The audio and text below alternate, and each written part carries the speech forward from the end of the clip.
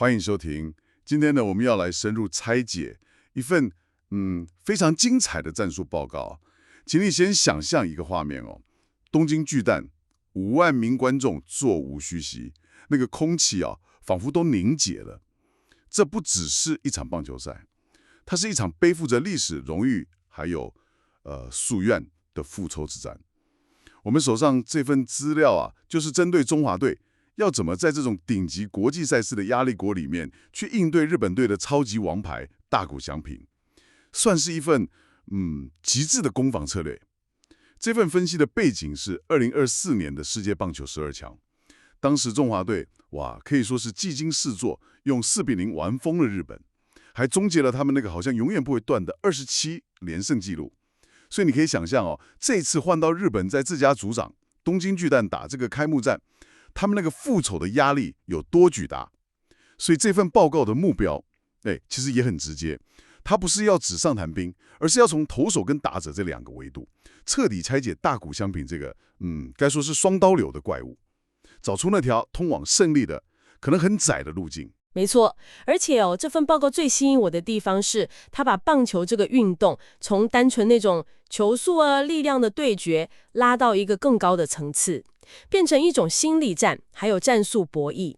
他提出一个可以说是有点反直觉的核心观点，就是说，面对大谷翔平这种百年一遇的奇才啊，纯粹的硬碰硬反而可能是最下策。报告的结论很清楚，对付投手大谷要用极致的消耗战，然后对付打者大谷呢，就要反制他那个已经进化成完成体的打击策略。这些概念听起来是有点悬啦，但我们会一步一步把它们拆清楚。好，那在我们进入那些复杂的战术细节之前啊，我倒是想先聊聊报告开头提到的心理层面。他直接点出这场在东京巨蛋的比赛，日本队背负着很沉重的复仇包袱，这一点很有意思。一般我们都会觉得，复仇的渴望是一种强大的动力吧？但报告好像觉得，这反而是中华队可以利用的弱点。这正是整个战术布局的起点哦。报告回溯了2024年那一场很关键的12强决赛，他点出了一个细节哦。当时日本队的总教练井端弘和，就是因为过度相信或者说太执着于让他的先发王牌护高翔征续投，结果就错过了最好的换投时机导致失分。对，最后就输了比赛。报告认为，这不只是一次性的调度失误哦，它可能反映了一种深植在日本棒球文化里面的一种王牌依赖症。也就是说，他们很倾向把所有希望都寄托在一个超级英雄身上。可以这么理解。所以报告就推断，这种心理惯性很有可能在这场比赛重演。如果中华队能在比赛一开始就对大谷翔平制造足够的麻烦，比如说打下分数，或是把他逼进那种满垒的危机，那个压力就会瞬间从中华队转移到日本队的教练席上。井端弘和会不会又开始犹豫，我到底该不该继续相信我的王牌？他会不会为了保护大谷，反而提早启动牛棚，结果打乱了自己原本的布局？这就是报告认为的第一个可以凿开的裂缝，利用历史去制造对手的决策困境。把比赛从球员的对决延伸成教练团的心理博弈，这个很有趣。好，那我们就来看看要怎么在球场上对大谷制造麻烦。首先是面对作为投手的那个大谷，报告提出一个核心战术，叫做3高消耗战术。这具体是什么意思啊？3高它指的是高挥棒积极度、高上垒率要求，还有高球数消耗。这3个目标听起来好像有点矛盾。对啊，但其实是一体的。它的总目标非常非常明确，就是在前3局就要让大谷的投球数逼近60球。60球这个战术上的临界点。等一下，前3局就要投60球，这等于平均一局要投20球，强度非常高。但是这个数字是有什么根据吗？它的根据是来自另一份资料，是关于美职道奇队他们对大谷翔平的健康管理策略。报告预测考量到他的伤病史，还有整个球季的长度，道奇队给他在这种国际赛的单场投球数上限，大概会落在70到85球之间。哦，比一场美职例定赛的先发用球数少很多哎。少非常多。所以这个战术的前提就是赌道奇队会严格保护他，只要中华队能成功的把他的用球数打上去，就能迫使他比预期的更早退场，然后就能把战局提早带进中华队在2024年已经证明过有优势的牛棚战。这个消耗战的目标听起来很棒，但我在想，这里面是不是有个矛盾啊？报告要求高挥棒积极度，但又要高球速消耗，这两者不是很容易冲突吗？打者一积极，可能第一球就打出去了，不管好坏，3-2下就被解决，反而帮大谷省了球数耶。报告有提到怎么解决这个执行上的两难吗？你问到关键了，这就是这个战术最细腻的地方。报告建议中华队的打者必须像电脑一样，在脑中要能切换2种模式。报告甚至还做了一个详细的矩阵来建议怎么应对，比如说在0好球或1好球这种对打者有利的球数下，就要采取高挥棒积极度的攻击模式，锁定大谷可能会投进好球带的速球，积极挥击，寻求长打。因为历史数据显示中华队的核心打者是有能力攻击时速150公里以上速球的。这是在有利的时候主动出击，先给他制造压力。对，但是一旦球速来到2好球，这种绝对劣势的时候，模式就要立刻切换。这时候目标就不再是打安打了，而是报告中一个我觉得非常精彩的概念，叫做以彼之道还施彼身。用他的方法来对付他。完全正确。根据另一份道奇队总教练的访谈，大谷翔平作为打者的时候，他近年来最大的进化就是他在2好球之后会主动缩短挥棒，专注于确实击球，想办法把球打进场内，避免被三振。他从一个全垒打机器进化成了几乎没有弱点的完成体打者。哇，所以报告就反过来建议中华队的打者们在面对投手大谷的时候，也要去模仿这种完成体的思维。也就是说，2好球之后就放弃长打的念头，缩短挥棒，像个粘人的橡皮糖一样。目标就是碰到球，打成界外也好，打成软弱的滚度球也好，总之就是不能轻易被三振出局。正是如此，把每一个打席都尽可能的延长，1颗、2颗、3颗，每一次的挥击都在消耗大谷的体力，也同时在消磨他的耐心。一个打击让他投到7、8球，哪怕最后是出局，从战术层面来看，这都是一次成功的攻击。这不只是生理上的消耗，更是对王牌投手心理上的一种折磨。凡磨到投球数超标，最终把他磨下投手球。但这个策略对打者大谷显然就没用了，他自己就是那个最会磨的人。报告里称他为完成体打者。哇，这听起来就让人头痛哎。中华队的头部搭档该怎么应对这种进化啊？这就需要另一个层次的思维转变了。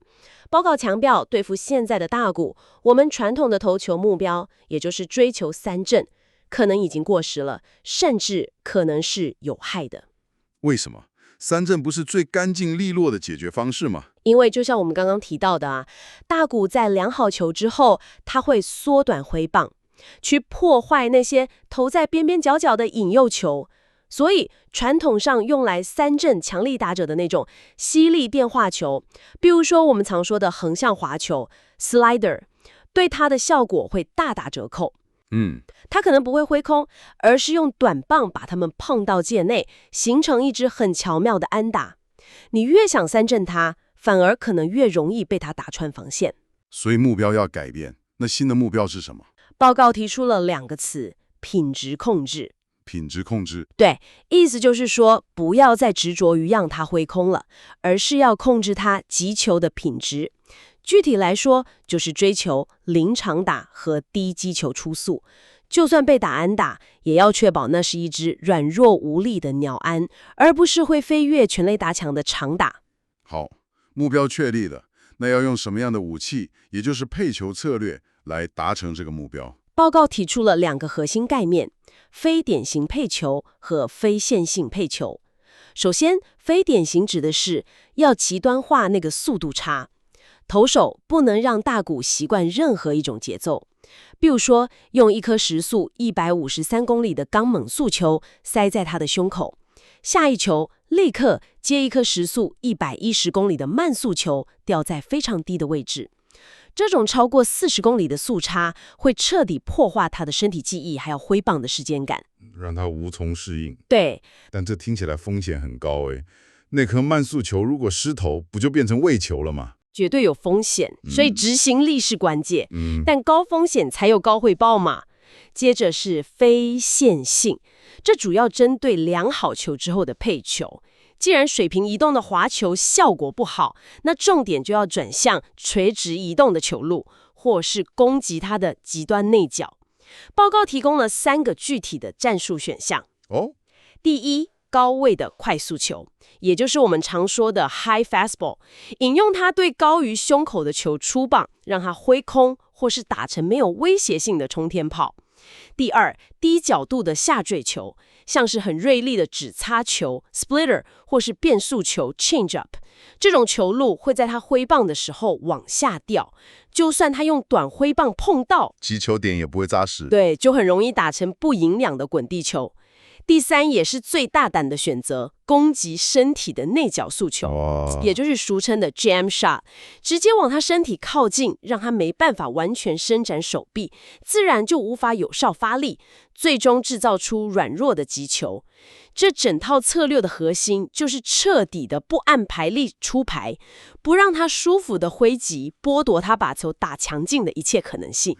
好，我们来整理一下对付投手打鼓，用消耗战把它磨下场；对付打者打鼓，用品质控制让他打不强。假设这2个高难度的策略都成功了，大谷真的在第5局带着不高的投球数退场，这就等于胜利到手了吗？当然不是，报告非常清楚地指出，这只是完成了第一步，把大谷打退场，只是把比赛拉回了起跑线而已。真正的决胜点在于中华队能不能复制2024年的成功模式，也就是报告所称的系统性的牛棚接力战。这也是我在报告里看到觉得最关键的部分，它不只是一个战术，更像是一种哲学。报告似乎认为，中华队的胜利方程式不是单一的英雄主义，而是整个投手体系的胜利。完全正确。当比赛进入牛棚战，就变成了一场关于深度、调度还有续航力的比拼。这恰好是日本队在2024年决赛中暴露出的弱点。他们过度依赖王牌，对，导致在关键时刻的调度出现犹豫和僵化。所以中华队的教练团必须极度果断，设定明确的换投时机，绝不能重蹈当年日本队的覆辙。那报告有提到具体的牛棚布局吗？比如说谁该在什么时候上场？有，报告建议要把经验最丰富、心脏最大颗的中继投手部署在比赛中后段，也就是大谷退场后最可能出现乱流的第6、第7局。他特别点名了像是2024年有优异表现的张毅和陈冠宇。这里的逻辑是，张毅那颗下坠很犀利的指叉球，对于日本队的右打部队有很好的压制效果，而陈冠宇这位左投经验丰富，可以用来专门对付对方 lineup 里面很难缠的左打者。这种针对性的拆弹布局，就是系统化作战的体现。也就是说，中华队的策略是把压力平均分摊给牛棚里的每一位投手，每个人上来负责一小部分，用车轮战去对抗对方可能还留在场上的主力打者。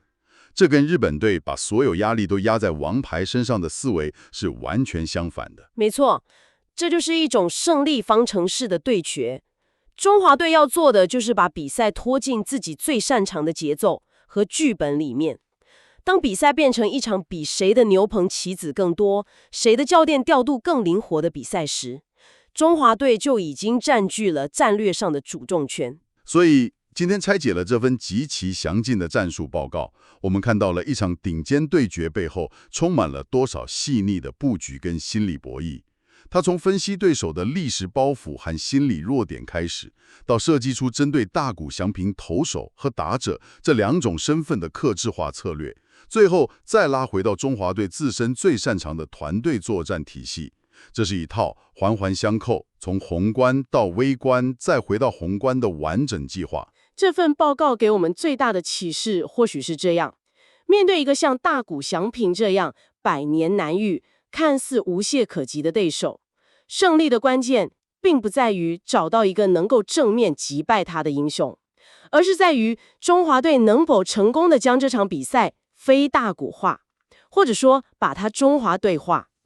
透过系统性的消耗、精准的牛棚接力，还有对每一个战术细节的极致控制，将对手从他习惯的王牌对决拖进一场他们相对不擅长的泥泞的团队消耗战。这也留下了一个值得你带回去思考的问题：在任何领域，当我们面对一个看似无法超越的强大个体或对手时，与其执着于寻找正面硬汉的方法，我们是否能够反过来思考，如何透过改变游戏的规则、拉长战线，或是发挥自身的体系优势，将整个战局引导到一个对自己更有利的领域，从而在看似不可能的地方找到那条制胜的路径。